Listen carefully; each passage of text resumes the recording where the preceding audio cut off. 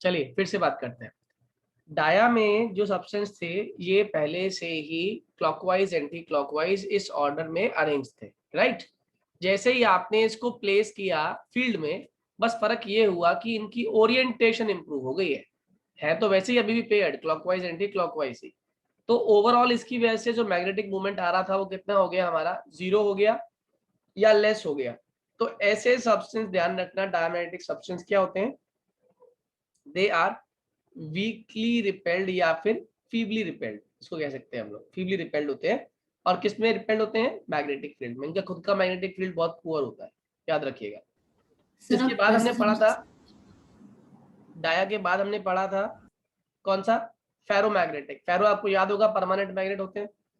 और फेरो में हमने क्या पढ़ा था, पहली बात तो इनके अंदर जितने भी आपके डोमेन्स होते हैं पहले से ही अलाइंड भी है प्रॉपरली और अनपेयर्ड है। जो बचा कुचा इक्का दुक्का रह गया, जैसे ही आप इसे फील्ड में प्लेस करते हैं वो प्रॉपरली अपने आप को अलाइन कर लेता है। ऐसे सब्सटेंस क्या कहलाते हैं, आपके परमानेंट मैग्नेट्स। क्या कहलाते हैं, परमानेंट मैग्नेट्स। इनके जो मैग्नेटिक फील्ड होता है, इनका जो मैग्नेटिक मूवमेंट होता है वो बहुत ज्यादा होता है। एम आई क्लियर, ये ध्यान रखेंगे हम लोग। फेरो के बाद जो नेक्स्ट टॉपिक आता है दैट इज योर, आज का टॉपिक जो है आपका एंटी फेरो। एंटी फेरो बहुत सिंपल डेफिनेशन है, याद रखना। कहता है ये जो बेसिकली वो सब्सटेंस है या वो स्ट्रक्चर्स हैं जिसमें जो डोमेन्स होते हैं वो अपने आप को ऑपोजिटली ओरिएंट कर लेती है। मतलब क्या है, हमने भेजे तो कैसे थे, सारे के सारे सिंगली फील्ड भेजे थे। तो मुझे लगा इनकी ओरिएंटेशन जो है थोड़ी सी अलाइनमेंट गड़बड़ है, जैसे ये फील्ड में जाएंगे प्रॉपरली अलाइंड हो जाएंगे। लेकिन हुआ क्या कि जैसे ये फील्ड में गए, फील्ड में जाने के बाद इन्होंने अपने आप को इस तरीके से अलाइन कर लिया, clockwise anti clockwise, clockwise anti clockwise. तो आप मुझे बताओ, जो मैं एक्सपेक्ट कर रहा था मैग्नेटिक मूवमेंट, वो ज्यादा हो गई या कम हो गई? कम हो गई। Very good. इसकी मैग्नेटिक जो मूवमेंट होती है it comes out to be 0। Expected था ज्यादा, निकल आया 0। ऐसे सब्सटेंस क्या कहलाते हैं, एंटी फेरो। और इस कैटेगरी का बेस्ट एग्जांपल होता है आपका मैग्नीज के ऑक्साइड, चाहे वो MnO हो या फिर MnO2 हो। M I clear?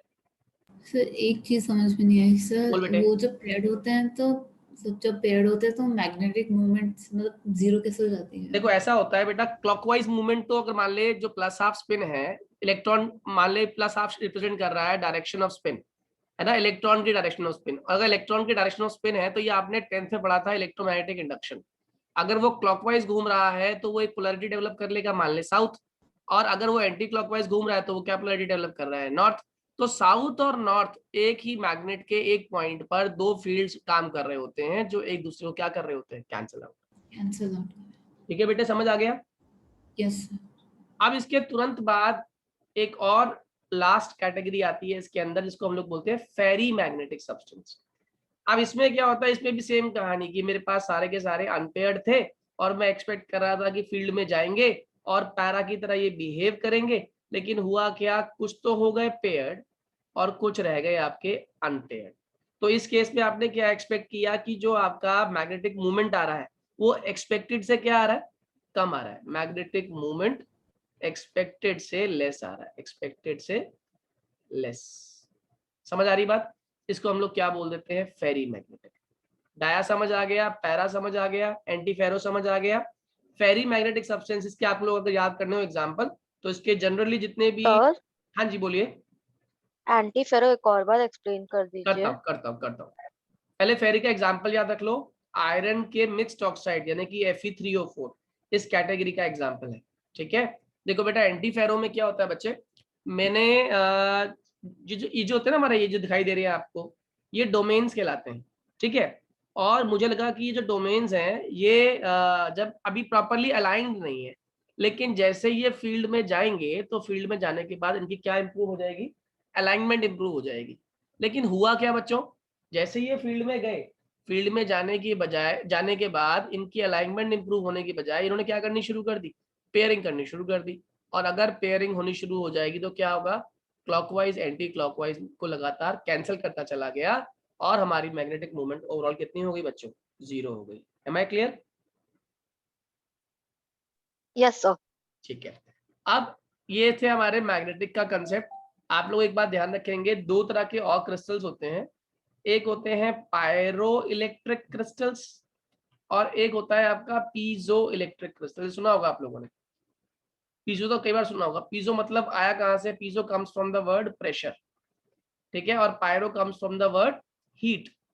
तो ऐसे क्रिस्टल्स, ऐसे कंडक्टर्स जिन्हें आप हीट कर दो, जिनको आप गर्माहट दो, तो गर्म होने पर जो क्या कंडक्ट करना शुरू कर दे? On heating which conducts electricity, जो कंडक्ट करना शुरू कर दें इलेक्ट्रिसिटी को, उसको हम लोग क्या बोल देते हैं बच्चों?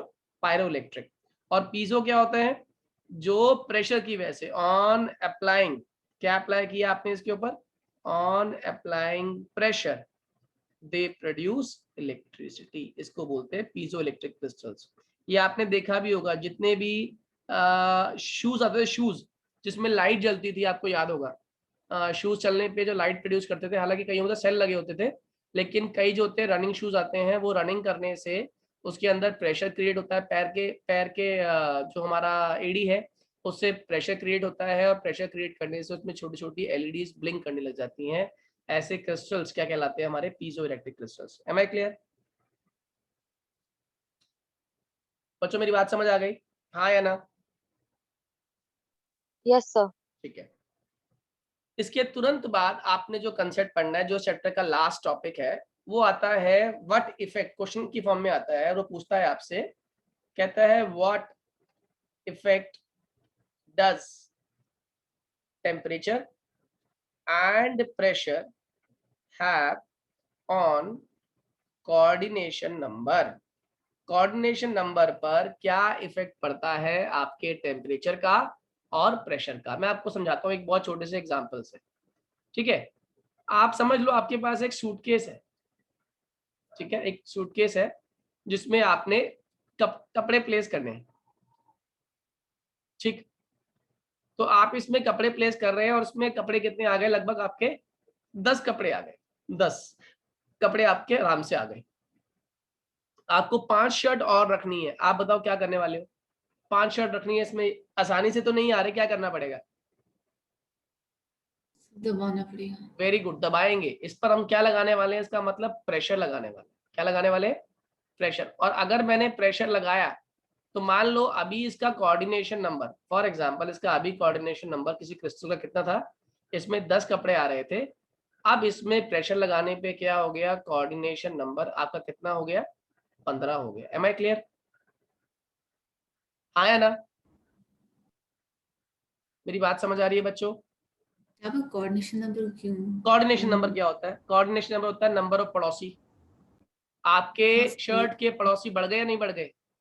Yes sir. ठीक है।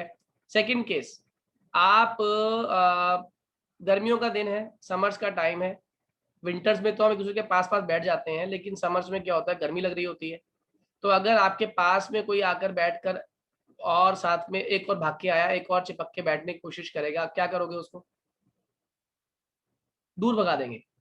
क्यों? आपको क्या लग रही है? गर्मी लग रही है। और ये तो बेसिक कॉमन सेंस वाला एग्जांपल था कि गर्मी लग रही है, लेकिन अगर आज टेम्परेचर को आप किसी क्रिस्टल को हीट करते हो तो पार्टिकल्स की क्या बढ़ जाती है? काइनेटिक एनर्जी बढ़ जाती है।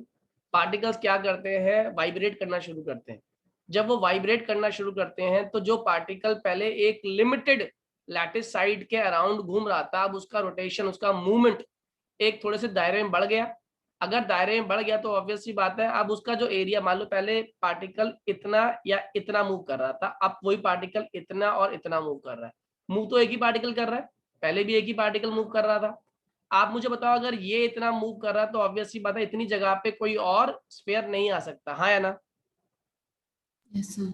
ठीक है। तो मान लो पहले एक क्रिस्टल आपका यहाँ पर था, यहाँ पर था एक स्फीयर आपका, यहाँ पर, एक यहाँ पर, लेकिन जब ये हीट करना शुरू हुआ तो ये वाला भी दूर चला गया, ये वाला भी दूर चला गया। इनके बीच में अब और क्रिस्टल्स नहीं आ सकते, और स्फीयर्स नहीं आ सकते।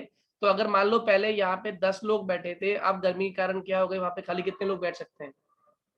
8 लोग बैठ सकते हैं। Am I clear? Yes sir. तो कोऑर्डिनेशन नंबर जो है ना, बेसिकली पड़ोसी को रिप्रेजेंट करता है। और कोऑर्डिनेशन नंबर यहाँ पे रिप्रेजेंट कर रहा है दो चीजें। अगर हम इफेक्ट लगाते हैं किसका? टेम्परेचर का, और हम इफेक्ट लगाते हैं प्रेशर का, तो आपके दो कोऑर्डिनेशन नंबर आपने स्टडी करने हैं। एक है 6:6, एक है आपका 8:8। तो आप मुझे बताओ किस कंडीशन में कोऑर्डिनेशन नंबर 6:6 से 8:8 हो जाएगा और किस कंडीशन में कोऑर्डिनेशन नंबर आपका 8:8 से 6:6 हो जाएगा। क्या लगाऊं कि 6:6 से 8:8 हो जाए? प्रेशर। Pressure. अगर मैंने प्रेशर अप्लाई कर दिया तो प्रेशर अप्लाई करने पे मेरा कोऑर्डिनेशन नंबर इंक्रीज हो जाएगा। और क्या लगा दूं कि मेरा कोऑर्डिनेशन नंबर कम हो जाए? जल्दी हीट। बोलिए, हीट। क्या लगाऊं कि मेरा कोऑर्डिनेशन नंबर कम हो जाए? हीट। टेम्परेचर। याद रहेगा? तो आप क्या आंसर लिख कर आओगे? On increasing the temperature, on increasing the temperature the coordination number decreases from 8:8 to 6:6, and on applying the pressure coordination number increases from 6:6 to 8:8. am I clear? हम लोगों ने पी टाइप और एन टाइप पढ़ लिए थे बच्चों, semiconductors. जल्दी बोलिए, पी टाइप और एन टाइप हो गया था हमारा। Yes, sir. चलो गुड। अगर वो हो गया था तो हमारा चैप्टर समाप्त हुआ सॉलिड स्टेट। मुबारक हो आपको। और अब हम शुरू करते हैं इसके क्वेश्चंस से। क्वेश्चंस कर लेते हैं पहले। एक बार मैं एक मिनट जरा पीडीएफ डाउनलोड कर लूं ताकि आपको भी इजी हो जाए कराने में और मेरे को भी इजी हो जाए। Just a moment. Solid state,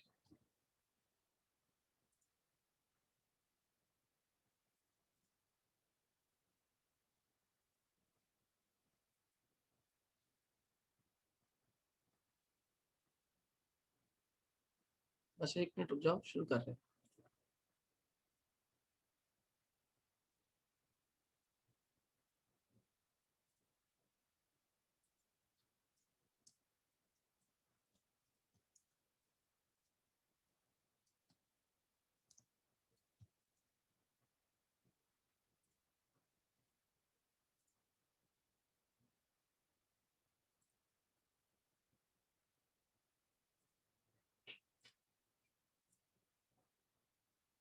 okay,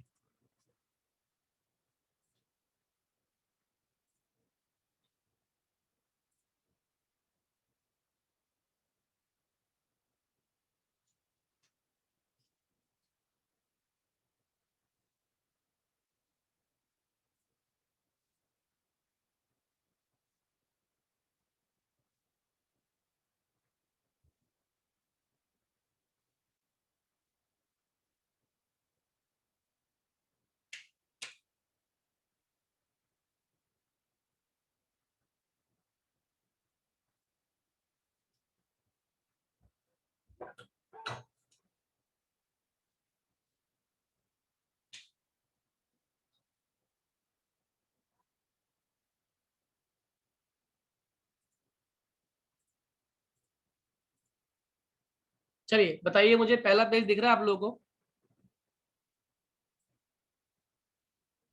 yes sir.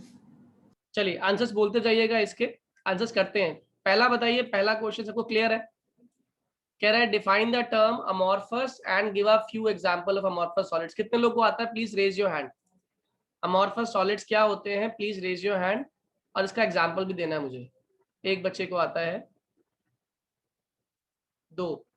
Ashmit, Ashwin, Aryan, कृष, विनायक, ये तो याद होना चाहिए था बेटा। अमॉर्फस सॉलिड्स क्या होते हैं? जल्दी बोलते जाओ। चलो मैं भी साथ साथ आंसर लिखते आता हूँ आप लोगों के। क्या होते हैं अमॉर्फस सॉलिड्स? जल्दी बोलिए। सर वो सॉलिड्स जिनके इरेगुलर शेप होते हैं, देयर इज नो जिसकी डिफाइंड। इरेगुलर शेप है, जो आइसोट्रॉपिक है, जिसकी रेंज ऑफ मेल्टिंग पॉइंट होती है। Am I clear?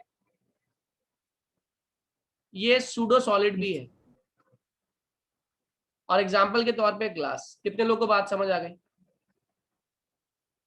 Yes sir.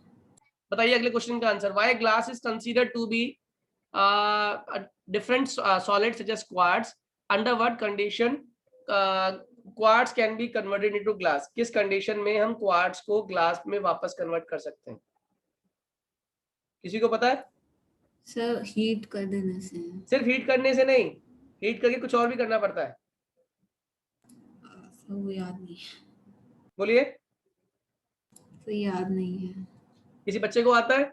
Under what conditions can we convert a glass into corresponding quartz को, या उसको ग्लास में कैसे कन्वर्ट करेंगे? हीट करने के बाद सुपर कूलिंग करनी पड़ेगी। Very good. हम जैसे ही गर्म करें उसके तुरंत बाद ठंडा कर दें उसको, तो गर्म और ठंडा करने से क्या होता है, क्वेंचिंग होती है बेसिकली। और क्वेंचिंग से क्या होता है, जो क्वार्ट्ज है हमारा, मतलब ग्लास जो है बिल्कुल, ये क्वार्ट्ज को हम आसानी से ग्लास में कन्वर्ट कर पाएंगे उस कंडीशन में। Am I clear? Yes sir. सभी को समझ आ गया या सिर्फ 2 बच्चों को समझ आया? बच्चों समझ आ रहा है, हाँ या ना? ओके, नेक्स्ट कह रहा है classify each of the following as. ये तो खाली एग्जांपल्स हैं, ये जो टेबल दिया हुआ ना उसको देख के कर लेना कौन कौन से टेबल्स हैं। अगर करना चाहो तो वैसे कर सकते हो। आप मुझे बताओ, ये जो पहला दिया हुआ है टेट्रा फॉस्फोरस डाइऑक्साइड, ये किस कैटेगरी में दिखाई दे रहा है आपको? आंसर है इसका मॉलिक्यूलर सॉलिड, है ना। अमोनियम फॉस्फेट की बात करें तो ये आयनिक सॉलिड है, PO4 3- बनता है, आपको पता होगा। यहाँ पर देखो आयनिक कौन कौन से पहले भी ढूंढ लो।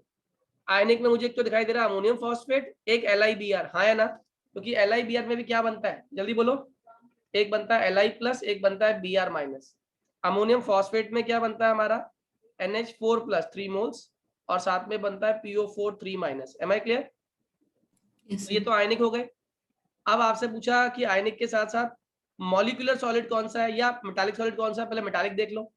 मेटालिक में तो एक ही मेटल दिखाई दिया मुझे अभी तक। तो मेटालिक में एक तो आपका दिखाई दे रहा है मुझे साफ साफ रुबिडियम, ठीक है। और ब्रास भी आपका मेटल से ही बनता है, तो एलॉय, लेकिन बन किससे रहा है, मेटल से बन रहा है। अब नेटवर्क सॉलिड जिसे हम लोग बोलते हैं या कोवलेंट सॉलिड्स बोलते हैं, बताइए कौन से होते हैं कोवलेंट सॉलिड्स, जल्दी बोलिए।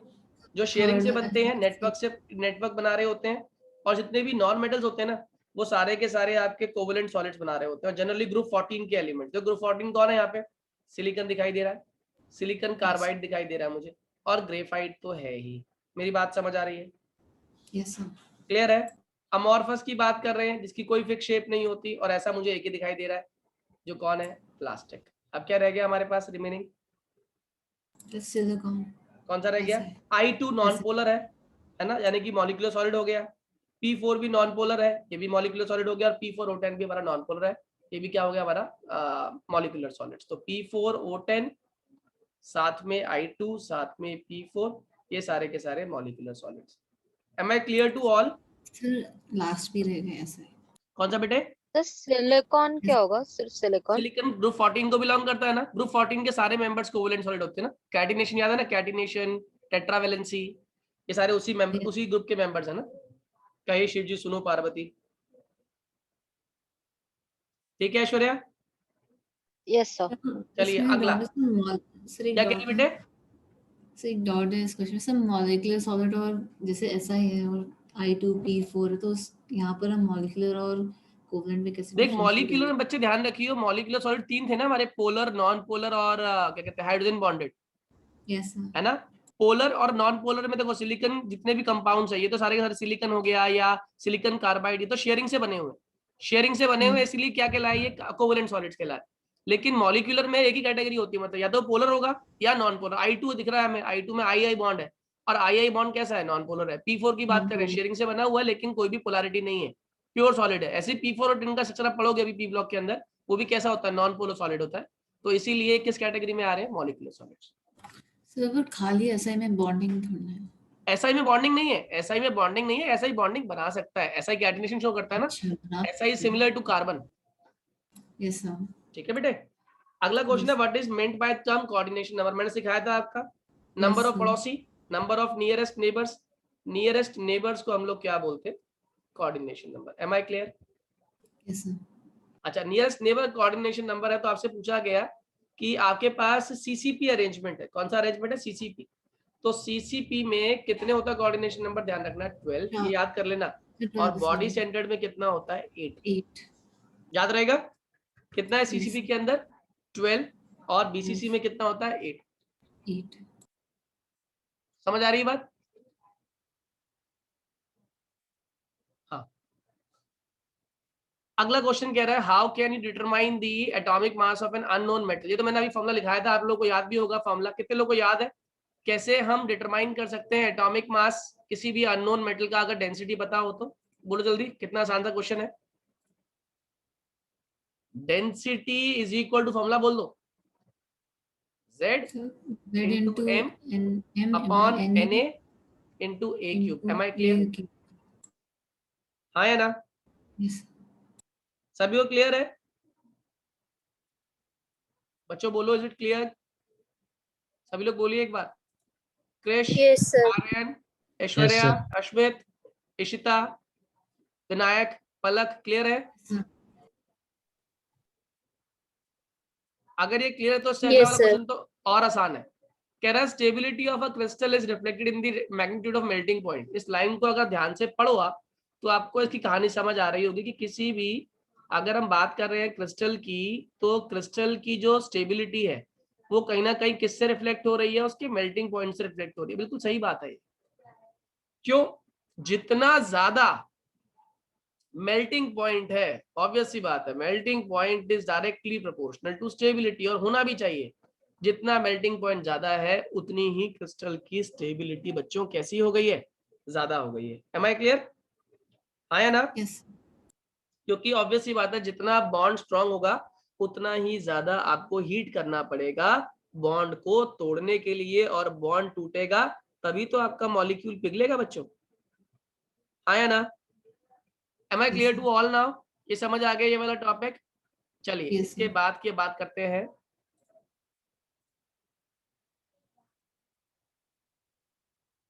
एक सेकंड,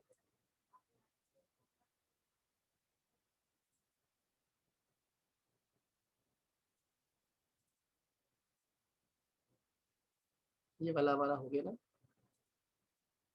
चलिए इस पे आइए।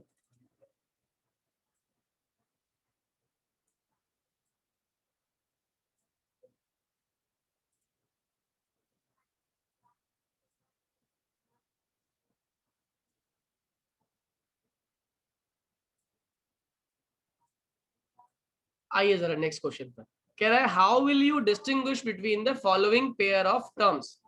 आप कैसे डिस्टिंग्विश करेंगे in following pair of terms को? आपके पास क्या दे दिया अरेंजमेंट आपकी? HCP। याद है ना बच्चों HCP क्या होता है? What is HCP? Yes. So A B hexagonal close packing. And what is CCP? Cubic close packing. अगर हम बात करें तो HCP बेसिकली कौन सा अरेंजमेंट होता है अगर आपको याद हो तो? It was ABAB type. Very good. कौन सा टाइप होता है ये? ABAB type. और अगर हम क्यूबिक क्लोज पैकिंग की बात करें तो कौन सा होता है ये? ABC। ABC. Am I clear to all? Yes. Point of difference समझ आ गया सभी लोगों को? HCP Yes, क्या था हमारा? ABAB type. जबकि आपका CCP क्या होता है? ABC type. Am I clear? हाँ या ना? Yes. इसमें क्या होता है अगर देखा जाए तो थर्ड लेयर जो आती है इस वाले में, थर्ड लेयर अगर लिखना हो तो third layer exactly first layer के ऊपर आती है। Exactly comes over first layer, right? देखो ना, ए बी, दोबारा ए बी और फिर से ए आ गया, तो थर्ड लेयर किसके ऊपर आएगी? फर्स्ट लेयर के ऊपर। जबकि सीसीपी के अंदर हम देखें तो जो आपकी फोर्थ लेयर है, फोर्थ लेयर देखो, ये देखो 1 2 3 और 4, फोर्थ लेयर जो आ रही है that comes over first layer. Fourth layer comes over first layer. Am I clear to all? Difference समझ आ गया? Yes. अच्छा, अब वो पूछ रहा है आपसे difference between crystal lattice and unit cell. Unit cell तो आप जानते ही हो, स्मॉलेस्ट पोर्शन होता है 3 डायमेंशनल स्पेस का, जिसे आप जितनी बार Sir, लगातार रिपीट करते हैं तो क्या बनता है? पूरा क्रिस्टल लैटिस। है ना? sir, हाँ बोलो बेटा। sir, CCP AAA type arrangement नहीं होती? क्यूबिक क्लोज पैकिंग दो तरह की होती है बेटे, याद रखना।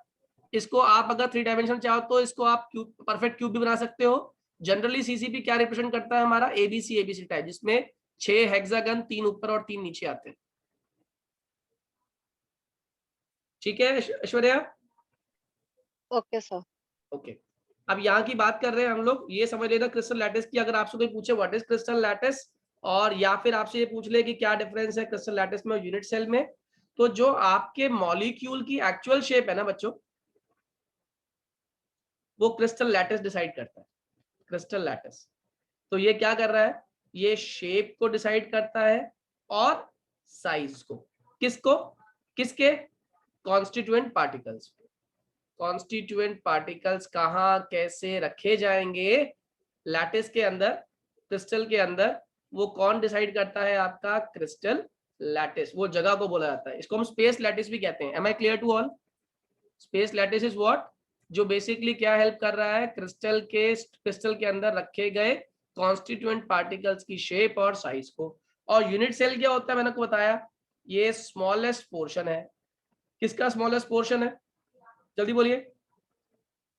3 डायमेंशनल ज्योमेट्री का, जिसे आपने जब बार बार लगातार रिपीट किया, ऑन रिपीटिंग, वो क्या प्रोड्यूस कर रहा है?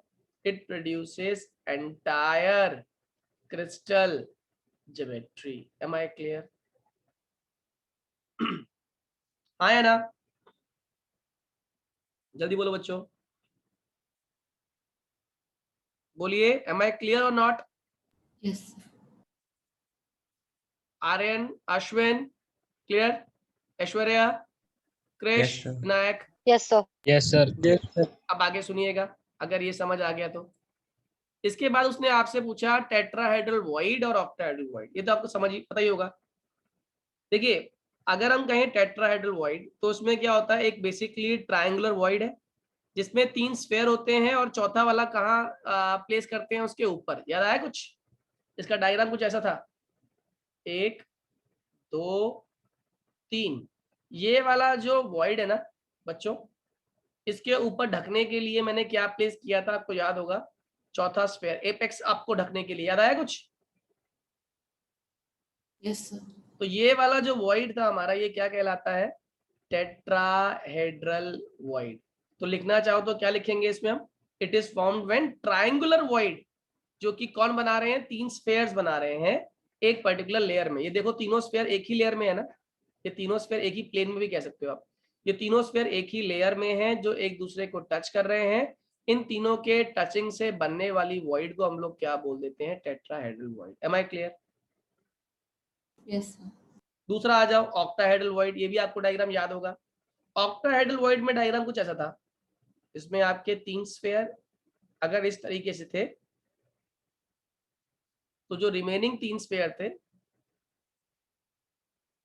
वो आपके इस तरीके से थे। हाँ या ना?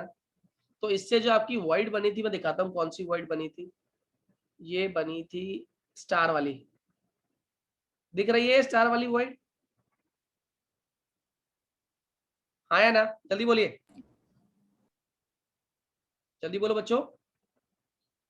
यस सर तो इसमें देखा जाए तो कितने स्फेयर्स अरेंज हैं?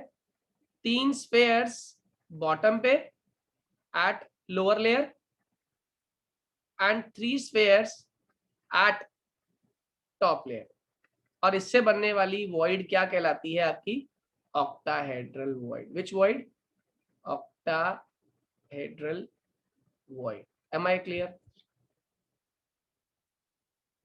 Am I clear to all? Yes sir सबको समझ आ रहा है? खाली एक ही बच्चे को समझ आ रहा है? ऐश्वर्या, अश्वित, पलक, विनायक? Yes, sir. आगे. Am I clear? मैं आपको Yes, आपका sir. टेस्ट भी लूंगा इस चैप्टर का, तो जरा ढंग से पढ़ लो इसको। जो समझ नहीं आया मुझसे पूछते जाओ। अब वो बोल रहा है how many lattice points are there in. अब ये तो बच्चों वाला खेल है आप लोगों के लिए। मैं इसको थोड़ा सा नीचे कर देता हूँ शिफ्ट, ताकि और इजी हो जाए। एक सेकेंड।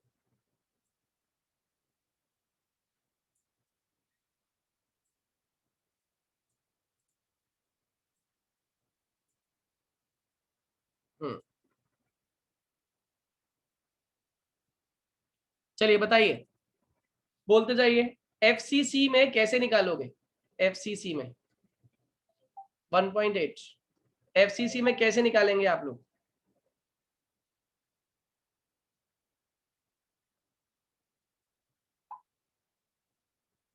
जल्दी बोलो।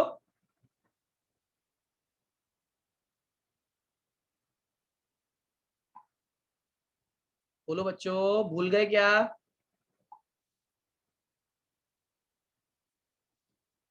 बच्चा पार्टी भूल गए एफसीसी में कैसे निकालते थे? अरे कितने थे कॉर्नर्स पे? याद करो 8। कितने थे फेस आपके? 6। कंट्री कैसे निकालते हैं? 8 into 1/8 प्लस 6 into 1/2। आंसर कितना हो गया? 4। मेरी बात समझ आ रही है? यस ये क्लियर हुआ? यस क्लियर है? ये किसकी बात कर रहे हैं हम? ये बात कर रहे हैं face centre tetragonal, sorry tetragonal की। ये आपसे नंबर ऑफ स्फेयर्स पूछ रहा है बेसिकली। तो जो फेस सेंटर टेट्रागोनल होता है ना बच्चों, उसके अंदर आते हैं total number of spheres is equals to 8 into 1/8 plus 6 into 1/2। लेकिन अगर आपसे पूछे लैटिस पॉइंट्स इन एफसीसी, अगर वो लैटिस पॉइंट इन एफसीसी जानना चाह रहा है, यानी कितने पॉइंट्स इन्वॉल्व है, तो हम जानते हैं 8 तो कॉर्नर के होते हैं और 6 हमारे किसके होते हैं? फेस के। ये पॉइंट्स पूछ रहा बच्चों, कंट्रीब्यूशन नहीं, don't get confused. Am I clear? तो 8 तो कॉर्नर वाले प्लेस होंगे और 6 कहां पर होंगे? फेस पे। तब जाके बनेगा हमारा FCC, that comes out to be 14। Am I clear? Sir आपने क्या बेटे? फिर आपने फर्स्ट केस में तो आपने कंट्रीब्यूशन निकाली थी। फर्स्ट नहीं, फर्स्ट ये जो एफसीसी जो एफसीटी है ना, बेसिकली फेस सेंटर टेट्रागोनल, इस केस में मुझे इसका डायग्राम ही ड्रॉ करना पड़ेगा तो आपको क्लियर हो जाएगा। जो मैं इसका डायग्राम ड्रॉ करता हूँ फेस सेंटर टेट्रागोनल का, फिर आपको इससे और क्लियर हो जाएगा। आप लोगों ने 3 डायमेंशनल डायग्राम देखा है उसका? एफसीसी का डायग्राम याद है आप लोगों को? भूल गए हो? याद है। कितने लोगों को याद है फेस सेंटर क्यूबिक का सिंपल? देखो, अगर मैं फेस सेंटर टेट्रागोनल ड्रॉ करता हूँ ना बच्चों, तो ये कुछ डायग्राम ऐसा होता है। एक सेकेंड,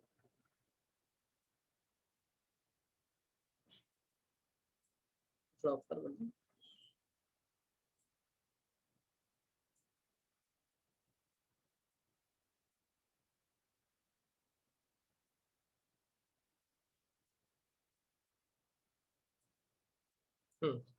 अब देखो, जैसे मान लो ये आपके पास टोटल नंबर ऑफ डायग्राम में ड्रॉ करता हूं आपको।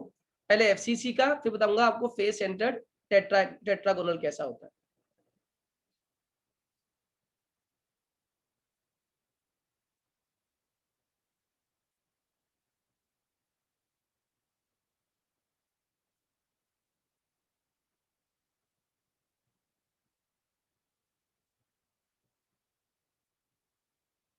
ये हमारे सारे के सारे क्या आ गए?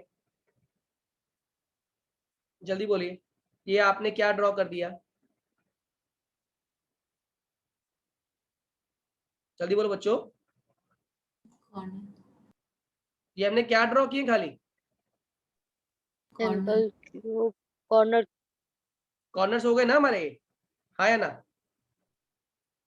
तो अब इसके अंदर सिर्फ और सिर्फ क्या करना है आपने, देखो जो इसकी ये पॉइंट हमारा ऊपर लाई कर रहा है, ऐसे ही एक पॉइंट यहाँ लाई कर रहा है, एक पॉइंट हमारा यहाँ लाई करेगा फेस पे, एक पॉइंट यहाँ लाई करेगा, एक पॉइंट यहाँ, एक पॉइंट फ्रंट पे आ गया। हो गए 6 फेसेस दिखा दिए आपने, हाँ या ना? जल्दी बोलो। अब अगर मैं आपको इसका डायग्राम असल में दिखाऊं ना, तो बेसिकली ये इसको इसको और अगर मैं इसको और क्रिस्टल को आगे बढ़ा दूं इस तरीके से, तो आप ज्यादा आसानी समझ पाओगे इसको।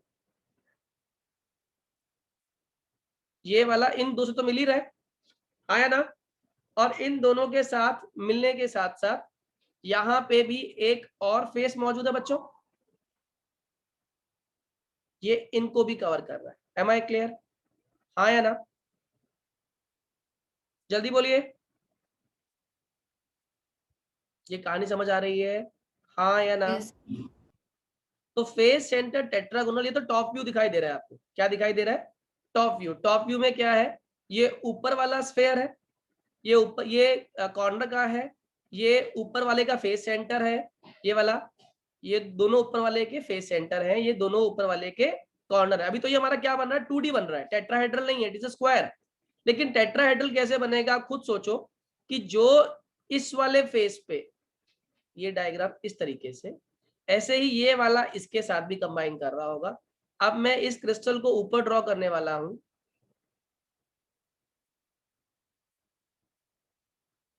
आप लोग शायद मेरी बात समझ पा रहे हो। अब ये वाला, ये जो कॉर्नर वाले हैं, अब इस बॉडी के बीच में भी तो इस फेस पे भी तो एक बना हुआ है हमारा स्फेयर, ये वाला इसके साथ भी कंबाइन करेगा और ये वाला इसके साथ भी कंबाइन करेगा और ये वाला इसके साथ भी कंबाइन करेगा। How many faces it is forming? चलिए तो बच्चों, is it giving a shape of a tetrahedral और नॉट? जल्दी बोलो। Yes sir. ये कहानी क्लियर हुई आप लोगों को, हाँ या ना? फिर से ड्रॉ करूं क्या समझ आ गया बच्चों? काइंडली रिवर्ट, ताकि फिर मैं आगे बढ़ूं अगर समझ आ गया तो, अदरवाइज मैं फिर से एक्सप्लेन करूंगा। Yes sir. Aishwarya, Aryan, Ashmit, yes sir. आ गया समझ? विनायक समझ आ गया? देखो बेसिकली ये 3 डायमेंशनल अरेंजमेंट है जो हमें याद रखनी है कि किसके डालने पर क्या फॉर्म होता है। बस इतना ही, इतनी स्टोरी है इसके अंदर हमें, जो हमें याद करनी है। एग्जाम में आपसे सिर्फ इतना ही पूछा जाएगा, भाई कितना नंबर ऑफ स्फीयर्स इसमें इंक्लूड हो रहे हैं। तो मुझे दिखाई दे रहा है साफ साफ कि इसमें इंक्लूड होने वाले स्फीयर ना तो इस पर्टिकुलर यूनिट सेल के होंगे, ना इसके होंगे, ना इसके होंगे, ना इसके होंगे। इसीलिए मुझे इस केस में नंबर ऑफ स्फीयर निकालने के लिए बेसिकली कंट्रीब्यूशन निकालना पड़ता है। अदरवाइज एफसीसी में अगर हम बात करें तो एफसीसी में तो स्फीयर साफ साफ दिखते हैं हमें। क्या होते हैं? ये बैठे आपके सारे के सारे कॉर्नर्स के 8, और कॉर्नर्स के साथ साथ यहाँ पर कौन बैठा हुआ है? फेस वाले